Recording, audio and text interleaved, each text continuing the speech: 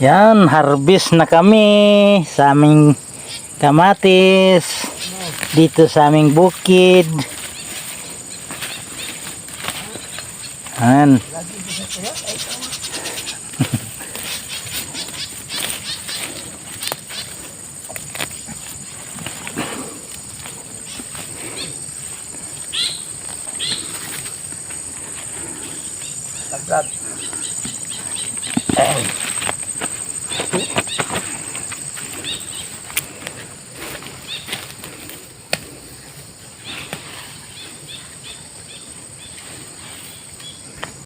Please like, share, and subscribe. Thank you for watching.